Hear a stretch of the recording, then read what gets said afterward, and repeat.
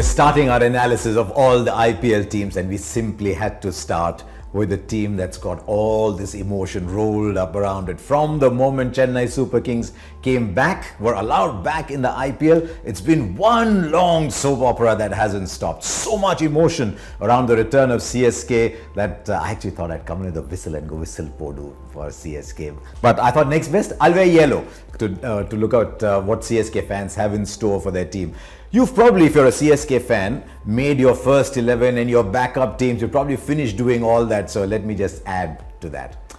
The first thing that struck me about CSK this year was that all the emotion surrounding the return of CSK found its way into the auction, into the way players were picked, and was only, it seemed as if you only had to get all the old CSK players back. And so look what you've got. You've got Stephen Fleming back, you've got Michael Hussey back. Of course you've got Dhoni back. I mean, that goes without saying. There's Raina back, there's Murli Vijay back, there's Jadeja back, there's Bravo back.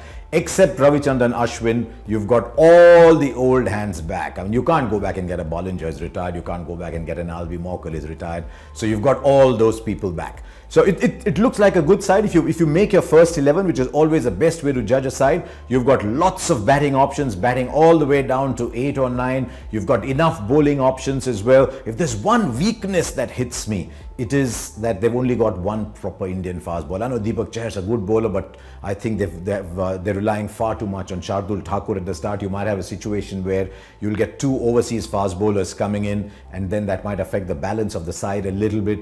And you want to see if Jadeja's fit. If Jadeja's fit, then the balance of the side changes completely. Even if he doesn't give you 4 overs, even if he gives you 2 or 3 overs and bats in the top 6. So it's very important for Chennai Super Kings that Jadeja is fit. So right, what is this first 11 then? And I don't know if it tallies with yours, but I've got 2 experienced openers right at the top. I've got Faf du Plessis. He's been with Chennai Super Kings for a lot. He's a very different player playing test cricket. He comes into one-day cricket and he suddenly discovers shots that smell of mothballs. They've never been used all these days. Suddenly he comes back as a different player. And I don't know if this surprises you, but I've got Shane Watson opening the batting. I thought last year that we'd seen the end of Shane Watson as an IPL cricketer.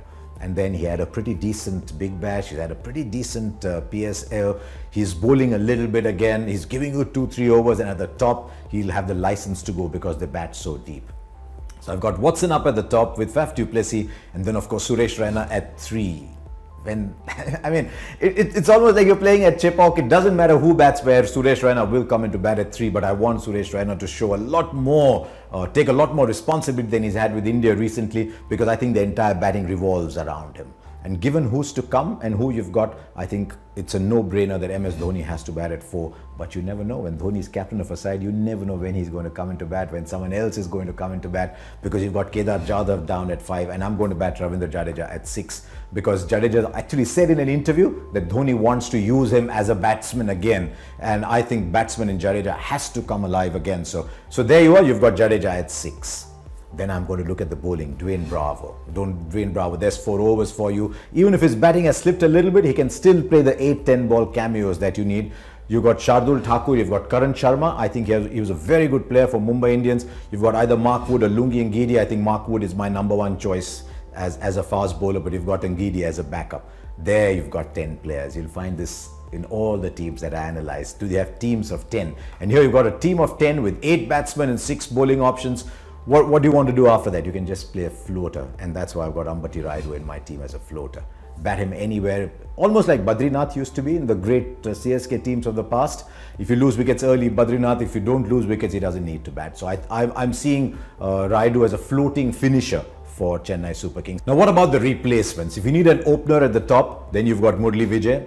If Jadeja cannot bowl, then you can play Harbhajan. And because you've got Karan Sharma and you've got Dwayne Bravo, you're already batting deep enough. So if Jadeja has a problem, he has to play as a batsman, then you can play Harbhajan. If you need a free stroker in the middle order, you can play Sam Billings. You can go up and open the batting as well. And you've got Imran Tahir. And we've seen so many times in the IPL that you don't start with Tahir and halfway through the season he's your lead bowler. So Imran Tahir can come in. What about Dhoni?